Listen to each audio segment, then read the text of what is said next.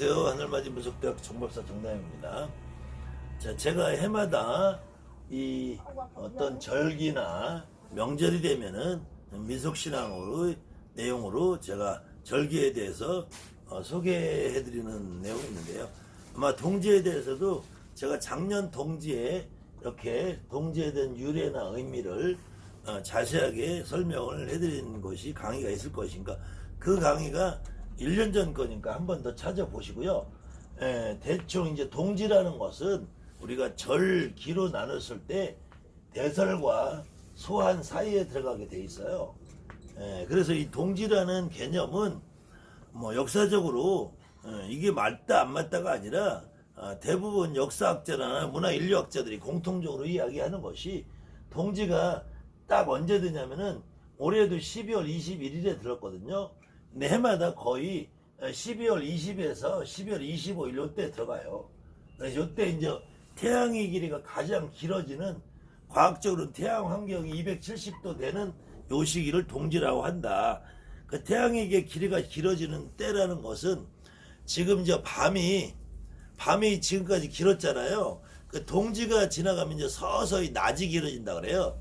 이제 동지라는 것은 겨울이 끝이 다다랐다는 의미, 겨울이. 근데 사실은 우리가 지금 우리 체감적으로 우리가 이제 지금 겨울이 시작하잖아요. 이게 끝이 다다랐다가 아니라 이제 겨울이 극성의 최고대로 다다랐다, 이렇게 이해하시면 돼요. 가장 추운 때다. 근데 사실은 이게 점점 예전보다 지금 이제 지구 온도가 올라가니까 예전보다 더 추운 계절이 지금 12월 1월 달로 지금 넘어가고 있어요. 그래서 지금은 이제 이 동지라는 의미가 겨울의 문턱에 다다랐다, 뭐 이렇게 이해하면 되는데, 여러분들이 사실 진짜 궁금한 거는 동짓날 팥죽을 해야 되느냐 말아야 되느냐, 또 하면은 신당에 올려야 되느냐 말아야 되느냐, 이게 이제 궁금증이잖아요. 이런 내용은 사실 별로 궁금하지 않죠. 그런데도 이런 내용을 여러분들이 알고 그냥 오늘 한번 듣고 잊어버려도 상관이 없어요. 듣고 잊어버려도 상관이 없는데, 예전에 어떤 의미로 동지라는 거 시작이 됐느냐, 그런 걸 알면서 여러분들 이해하시면 좀 더 도움이 될까 해서, 제가 원래 말이 좀 많은 사람이잖아요. 이해를 하시고 들어주시고, 그래서 양력으로 12월 20일에서 25일쯤 된다, 요 얘기는 뭐냐면은 요게 서양으로 치면은 크리스마스하고 딱 겹친다는 거예요. 그래서 서양 사람들도 이 크리스마스를 예수님 탄생한 날로 나중에 뒤바뀌어서 이야기를 하지만, 원래는 유럽 쪽에서, 유럽도 지금 우리나라와 같이 온대기후란 말이에요. 온대기후. 유럽 쪽에서 이게 추수감사제란 말이에요. 추수감사제. 추수감사제로 우리가 하고 있는 추석과 같은 의미로 1년 농사를 짓고 수확을 해서 겨울에 대비해서 추수감사에 섞여 있는 서양용으로 페스티벌이란 말이에요. 페스티벌, 사육제고 축제란 말이에요. 축제. 이게 그것이 이제 서양에서는 예수의 탄생일로 바뀐 거고, 동양에서는 이 동지가 해가 막 길어지기 시작하니까 옛날에 주나라라는 나라에서는 이 11월을 정월로 봤단 말이에요. 지금은 우리가 1월을 정월로 보잖아요. 1월로 정어보고 1월을 조원을 보잖아요. 호랑이 달을. 근데 이 정월 동짓달이라는 건 자월이란 말이에요. 자월. 그런데 실질적으로 60갑자의 시작은 자축 인묘 진사 이렇게 시작을 하지, 자월부터 시작합니다. 자년부터 시작한데 왜 하필 달은 인월부터 시작을 하느냐. 그래서 원래는 인월이 1월달이 아니라 자월이 1월달인 동지 정월을 쓰던 때가 고대에는 있었다. 그런데 이제 우리가 농경문화에서 옛날보다 지금이 점점 더워졌을 것이니까 그 당시에도 정월달이 오히려 봄 같은 느낌이 든다. 그래서 정월에는 입춘이 들어가기 때문에 입춘이 들어가니까 농사짓는 문화, 농경문화에서는 정월을, 그래서 입춘을 정월로, 인월을 입춘으로 정월로 삼게 되는 그런 어떤 역사적인 의미가 있는데, 그런 거를 떠나서 이 우리가 동짓날 동짓날 팥죽을 해먹어야 되느냐 말아야 되느냐. 이 팥죽이라는 것은, 팥이라는 건 여러분들이 가장 쉽게 알 수 있는 게 뭐냐면은, 저는 행하지 않지만 많은 스님들, 대부분의 스님들 절은 뭐 100%겠죠. 그 다음에 우리 무속인들도 아직까지 스님들이 하는 흉내를 내서 신령님 모시는 것을 점안식 한다고. 점안식이라는 말은 점을 찍는다는 말인데, 점 아니라는 거는 좀 쉬운 말로 눈을 그린다는 거예요. 눈을. 예전에 그림에다가 용을 이렇게 그려놓고 여기다 용의 눈을 찍어야지 용이 산다 그래서 활용점정이란단 말이에요. 활용점정. 활용에다가 이 눈을 찍는단 말이에요. 이 정자, 이때도 이게 이 눈정자거든. 눈정자. 활용점정이라는데, 용의 눈에 점을 찍으면서 용을 살아있는 용으로 만든다 해서 점 아니라고 그래요.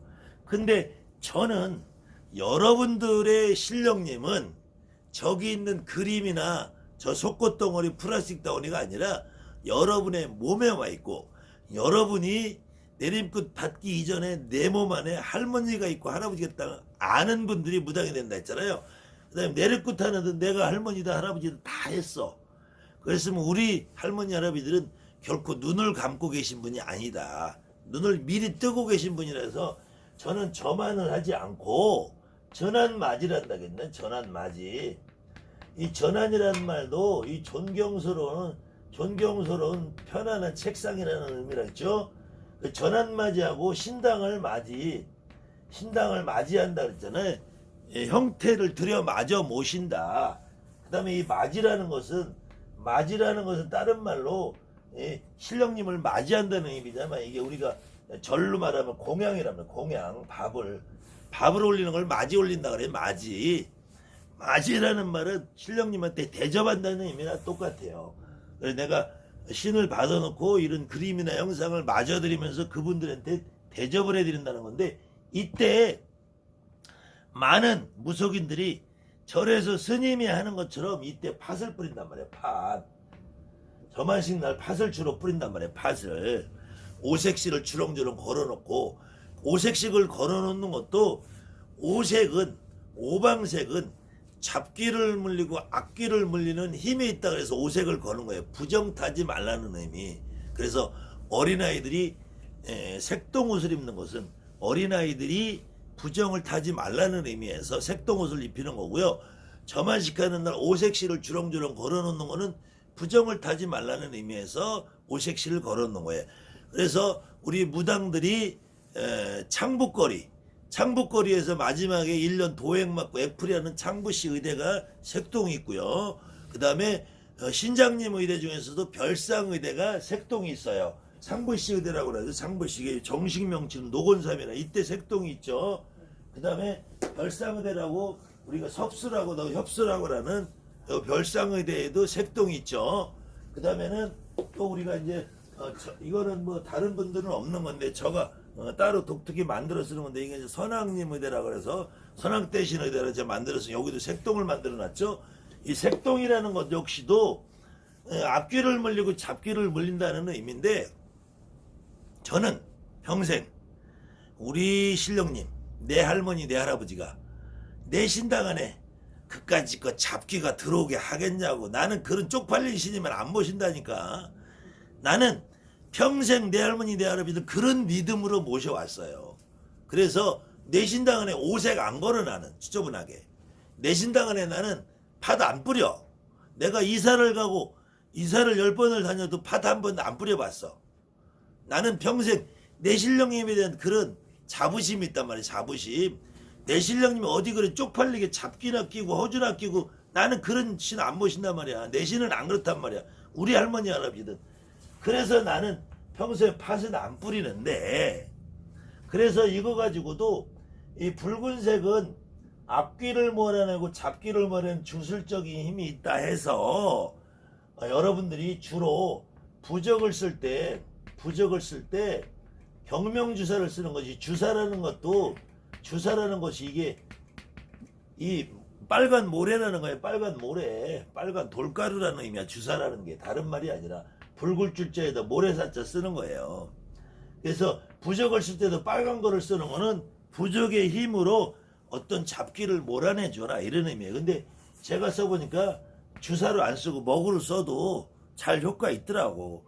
다만 먹으로 써주면은 받는 사람이 뭐야 이렇게 할 수가 있기 때문에 저도 그냥 빨간색을 써줘요. 근데 이 붉은색이라는 것이 악귀를 몰아내는 힘이 있다고 그래서 저도 팥죽을 젊어서는 내한테 우리 신령님이 악귀야? 난 안 올려. 그런 의미로 저는 젊어서는 팥죽을 신당에 올리지 않았어요. 그런데 이제 저도 세월이 지나며 벼가 익으면 고개를 숙인다 그러죠. 저도 제신여금을 못 믿어서가 아니라 그냥 우리 민족의 문화니까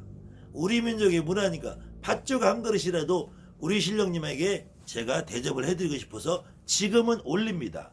그렇다고 해서 여러분들 조상이나 내 조상이나 아니면은 길거리에서 굶어 죽고 얼어 죽고 미쳐 죽고 주인 없이 떠도는 귀신도 어느 가정에서 소중한 귀신이었을 거란 말이에요.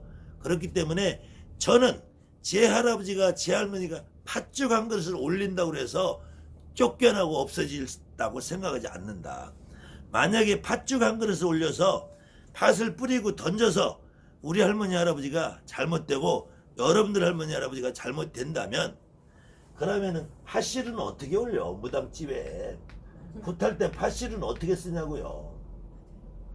아예 팥실을 써지 말아야지 무당들이. 그러면은 팥실이라는 것 자체가 무당들 팥떡이 없어야지. 그런 의미로 애기들이 돌이나 백일이 되면은 수수팥단지를 써요. 수수팥단지라는 거는 수수를 으깨서 이렇게 경단처럼 만들고 겉을 팥고물로 굴리는 거예요. 그 수수팥단지라고 그래요. 그렇게 해놓고 이 수수팥단지를 쓰는데 이 수수팥단지도 수수는 자체가 붉은 빛이 나죠. 팥이 또 붉은 빛이 나죠. 붉은 빛이 나는 떡으로 백일이나 돌 때 아이들의 애군을 물려주신다 해서 수수팥단지를 쓰는 거예요. 이런 데서 이제 인간의 생각은 항상 두 가지가 작용을 해요.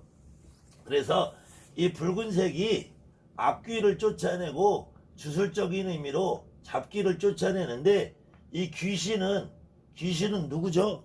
귀신은 여러분들의 조상이란 말이야. 내 조상이고. 그럼 여러분들 조상이고 내 조상으로 오시는 할머니가 어떤 할머니? 불사 할머니, 재석 할머니, 삼신 할머니가 우리 할머니란 말이야. 삼신 할머니가 우리 할머니인데 팥죽을 놓으면은 삼신 할머니가 못 온다. 삼신 할머니가 못 오면 어떤 경우가 생기느냐? 아이들을 돌보지 못한다. 아이들을 돌보지 못하니까 그때 지금 올해는 2020년 경자년 동지는 양력으로 12월 21일이고요. 음력으로는 11월 7일이 되는데 이렇게 10일 이전에 7일이 된 것을 애동지라고 그래. 애동지.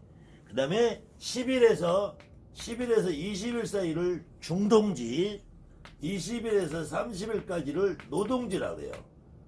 그때 이 애동지 때는 젊은 어린 아이들이 병을 앓고 사고를 당하고 안 좋은 일이 많이 생기고, 중동지 때는 청년 중년들이 안 좋은 일이 생기고, 노동지 때에는 노인네들한테 안 좋은 일이 생긴다.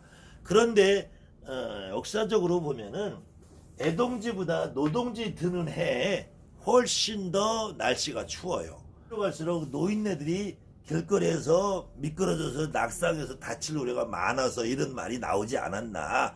저는 그렇게 생각하는데, 어쨌든 그래서 올해는 애동지인데, 애동지에는 팥죽을 써먹으면 팥죽으로 삼신할머니가 쫓겨나기 때문에, 삼신할머니가 없으면 아이들을 보호해주지 못하기 때문에 애동지 때는 팥죽을 써먹지 않는다. 이렇게 잘못된 속설이 우리 역사의 전통에 흘러오고 있었어요. 그런데 지금은 여러분들이 다 과학적인 사고방식과 문화적인 사고방식을 갖고 있기 때문에 합리적인 생각을 갖고 있기 때문에 애동지 때 팥죽을 먹어도 애가 잘못되는 일이 없다. 그래서 애동지라고 해도 지금은 팥죽을 쑤어서 먹는 문화가 있고요. 그래서 예전에는 애동지 때는 팥죽을 써 먹지 않고 오히려 팥떡을 해 먹었다. 팥죽 대신에.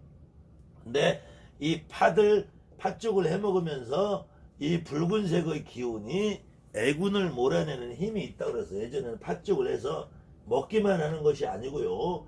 집이 있으면 집에 벽이나 담벼락이나 대문이나 이런 데 담장이나 울타리나 이런 데다가 숟가락으로 팥죽을 찍어서 이렇게 톡톡톡톡 찍고 다녔다. 왜 그렇게 했을까 생각을 해보니까 예전에는 먹을 것이 귀했단 말이에요. 사람 먹을 것도 없는데 그것을 왕창 갖다 놓기가 어려우니까 숟가락으로 이렇게 찍어서 흉내만 냈다. 그만큼 그 다음에는 이 팥죽을 먹는 거는 이거는 또 인류 문화사적으로 많은 학자분들이 공통된 의견이에요. 이 팥죽을 먹을 수밖에 없는 거는 지금 이 계절이 되면은 지금은 여러분들이 슈퍼나 어디 마트에 가면은 얼마든지 풋채소가 있단 말이에요. 풋채소, 시금치, 미나리, 뭐 당근, 오이 얼마든지 나오거든요.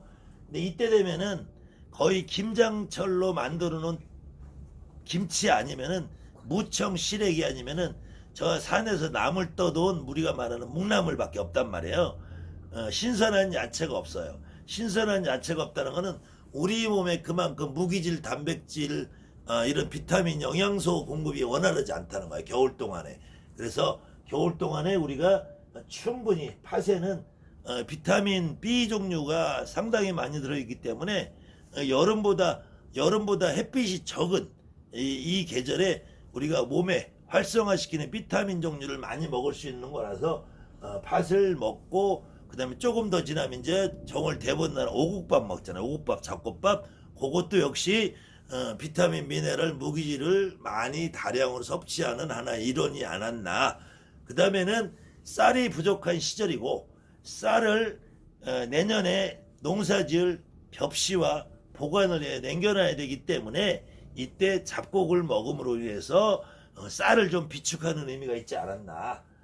그렇게 다양한 의미로 여러분들이 이해를 하시면서 그래서 이 역사적인 기록으로 보면은 중국의 형초세시기에서라는 책에서는 세시기라는 거는 우리가 이 시간별로 1년에 요때 요런 행사를 하고 요런 행사를 해라라는 기록을 해놓은 것이 세시기라는 거예요. 세시기. 세월세자 써서 세시기라는 건데 이때 중국에서는 공공시라는 이건 어떤 개인의 이름이 아니고 직함의 이름이에요. 직함 사실은. 근데 공공시라고 원래 200 말고 요렇게 공공을 쓰면은 요 공공을 쓰면 이거는 중국 영화 보시면 알 거예요. 내시를 의미해요. 내시. 꽁꽁 그러면 내시를 의미하고 그냥 공 그러면은 이제 보통 집안의 아버지 할아버지 그러니까 라오꽁 하면 할아버지 외할아버지 뭐 이렇게 근데 이 꽁공이라고 썼을 때 이거는 어디 관청의 관리를 의미해요. 이 관청의 관리 관직에 있던 사람의 아들이 내가 좀 미련했나 봐. 그 아들이 죽어서 홍영마마나 역병을 만드는 두신이라 그래. 이제 홍영마마는 두신. 이 두라는 거는 일인데 이거 꼼보가 나잖아요. 꼼보. 그래서 꼼보가 꼭 콩처럼 생겼다 해서 두라고 그래. 두. 그래서 우리가 우두라고 하죠. 우두라는 건 소가 꼼보가 났다 해서 우두인데 그래서 이 홍영마마는 이 질병을 나타내는 이 변에다가 두자를 쓰면은 이게 홍영마마 두자가 돼요. 그래서 두신이라 해요. 두신. 근데 이 두신 말고 지난 시간에 했던 옥슈보이경 지경 제10장에 고로체장에서 역이라고 그러죠. 온역이라고 그러죠. 온역. 역질이라고 역질 두신, 역질 온역. 요런 질병을 일으키는 무슨 신이 됐다. 악신, 역신이 됐다 이래요. 이 공공씨 아들이. 그래서 이 공공씨 아들이 요때 아들이 아기 때 죽어서 애동지 때 홍역마마를 일으키기 때문에 이때 팥죽을 써서 먹으면 안 된다. 뭐 이런 기록이 있다 그러고요. 조선시대 때 동국세식이라 형철세식이나 그때 명절 같은 거 행사 같은 거 기록에는 동국세식에는 우리가 동지를 작은 설이라고 불렀다. 아세라고. 아세 작은 설. 그러니까 정월달은 큰 설이고 동지는 작은 설이라고 했다는 것은 주나라 때 동지달을 설로 정월로 인식했다는 것이 내려와서 이렇게 아세 동지는 미리 세는 설이다. 그래서 혹시 역수를 하시는 분이나 철학을 하신 분이나 우리 무속인 중에서도 조금 이런데 이제 세월이 있고 공부하신 분들은 우리 제갓집 손님들 이렇게 보면서 동지가 지나면은 해가 바뀐 걸로 본다. 그 동지에 보면은 너의 운이 바뀐 걸로 본다. 그래서 동지부터 원 삼재풀이 홍수매기는 정월 19날, 정월 초하루부터 정월 14날까지 하고 정월 14날 말하자면은 삼재풀이 홍수매기를 다 종합해서 마무리 짓는 걸로 돼 있는데요. 그래서 조금 똑똑하신 분들은 동지부터 해서 삼재풀이를 하기도 하고요. 동지까지 가지 않고 지금부터도 삼재풀이를 미리미리 해서 해주는 사람들이 있습니다. 저 역시도 지금 현재 동지풀이를 해드리고 있고요. 그래서 모든 우리가 인생사에서 버스가 도착했을 때 버스표를 끊으면은 늦다. 그래서 동지가 오기 전에 내년에 해가 바뀌어서 인월 정월달이 되기 전에 동지부터 미리 삼재풀이, 홍수매기, 액매기, 살풀이를 해주시는 것이 오히려 현명하지 않을까. 그래서 저도 제 주변에 있는 제 손님들에게는 동지풀이 행사를 지난주부터 시작을 해서 하고 있습니다. 그렇다고 제가 여러분들에게 저에게 동지풀이 하고 싶은 분들은 신청하십시오라는 말은 하지 않습니다.